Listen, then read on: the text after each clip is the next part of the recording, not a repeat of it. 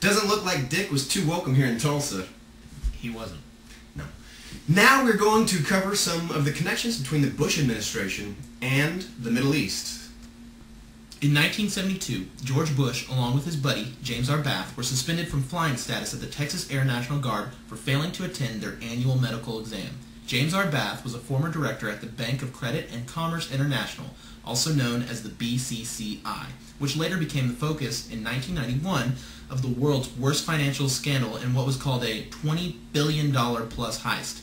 It was found by regulators in the United States and the United Kingdom to be involved in money laundering, bribery, support of terrorism, arms trafficking, the sale of nuclear technologies, the commission and facilitation of tax evasion, smuggling, illegal immigration, and the illicit purchases of banks and real estate. The bank was found to have at least $13 billion unaccounted for. James had some very lucrative business partners, and in 1976 became the bin Laden's family representative to North America. One of the first investments by Bath on behalf of the bin Ladens was $50,000 into a little corporation known as Arbusto Oil, which was founded by George W. Bush.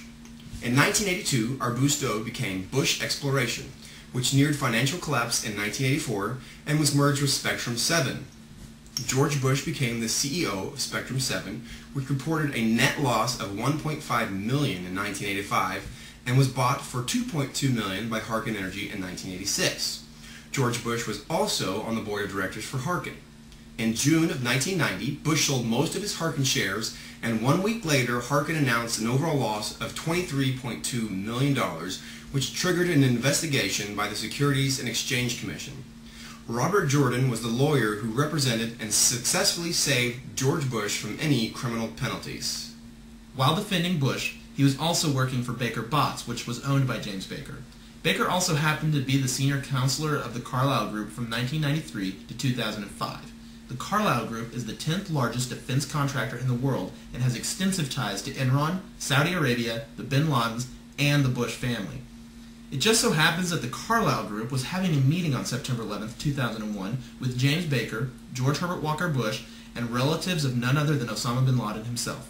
Since the bin Ladens were investors in the Carlyle Group, this means that they were actually profiting from the attacks. 6 weeks after 9/11, Carlyle took United Defense Industries public and earned a whopping $237 million in 1 day. In October of 2001, public scrutiny after the 9/11 attacks caused the bin Ladens to sell its $2 million investment back to the firm. When Bush took office in 2001, he had already had a long track record with the oil industry, and nothing was going to change that.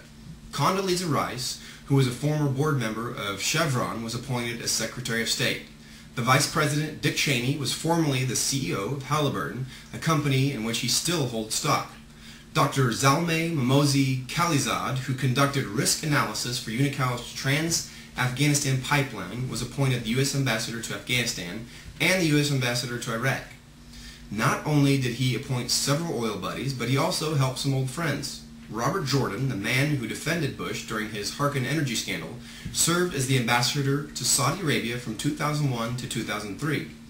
Hamid Karzai, who was appointed president of Afghanistan, was also rumored to be a consultant of Unical, according to the Michael Moore film Fahrenheit 9/11. After the attacks of 9/11, you would think that Bush would drop some of his Middle Eastern ties of terrorism, but he didn't. Even though 15 of the alleged 19 hijackers were reported to be from Saudi Arabia, he kept an open relationship with the Saudi ambassador to the United States, Prince Bandar bin Sultan, who was affectionately known as Bandar Bush. This relationship remained even though Robert Baer, a former CIA officer, said that the Saudis blocked FBI agents from talking to relatives of the 15 hijackers. Not only did they block an investigation, but it was reported by the New York Times that Saudi Arabia was reluctant to freeze bank accounts thought to be funding terrorist operations.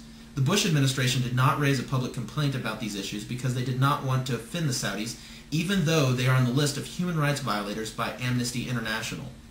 All of these connections are, of course, for a reason, and that reason is money and power. Oil is equal to both. The large reserves in the Middle East have been in the American oil cartel sights for years, and nothing was going to stop them from getting what they wanted. The Taliban today is known as a terrorist organization, but not long ago the Taliban was visiting the U.S., compliments of the oil business. The Taliban, who had large control over Afghanistan, was Unical's only hope in building a trans-Afghanistan pipeline. Taliban leaders met in Houston with Unocal executives to talk about the pipeline in 1997, even though Taliban had no diplomatic recognition by the United States. No deal was met, and the Taliban went home. This did not deter the neoconservatives from plotting and planning to get Middle Eastern oil. In November of 1999, Dick Cheney was quoted as saying, "The Middle East, with two-thirds of the world's oil supply, is where the prize ultimately lies." In January of 2001, an unclassified government document turned up with a section entitled, "Political Military Plan for Post-Saddam Iraq." In March of 2001, a Pentagon document entitled, "Foreign Suitors for Iraqi Oil Field Contracts" was exposed by 60 Minutes. It included a map of potential areas for exploration. Also in March, Taliban leaders came to the U.S. to improve the Taliban image among Americans. In May of 2001, Cheney had a secretive National Energy Policy meeting in which it was later revealed contained several maps of Middle Eastern oil fields.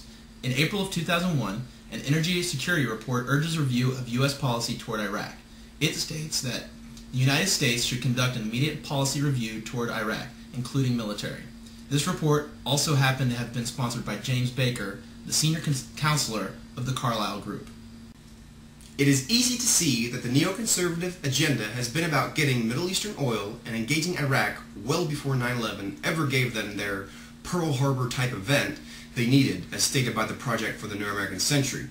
According to Richard Clarke, former chief of counterterrorism, on September 12, Bush implied very strongly that he wanted to find Iraqi involvement in 9/11. Much of the public was duped and believed that Iraq had some role in 9/11. Bush openly admits that Iraq had nothing to do with the attacks, and still many Americans believe that 9/11 justified a war of aggression. Shortly after we invaded Afghanistan, the Afghan pipeline began construction. We now have established military bases in Afghanistan that just happened to line the pipeline route. So they built their pipeline through Afghanistan, lined it with military bases, invaded Iraq, and stole the world's fourth largest oil reserve. What's next? I think Iran has been on the lips of the administration and the talking head media for quite some time now, and it just so happens that Iran has the world's third largest oil supply. The second largest is held by our fellow Canadians, and the largest oil supply in the world is owned, of course, by, you guessed it, Bush's buddies in good old Saudi Arabia. I'm mad as hell. I'm mad as hell, and I'm not going to take it anymore! To sum it all up, we have had plans to acquire Iraqi oil long before the war in the Middle East ever began. The evidence clearly shows that Middle Eastern oil was the goal all along. Not only is this administration profiting from oil, but the defense contracts as well. War is lucrative, and those in position to gain are indeed profiting. The majority of alleged 9/11 hijackers were Saudi. Iraq had nothing to do with 9/11. This is a lie perpetuated by our current administration and our media. I mean, think about it.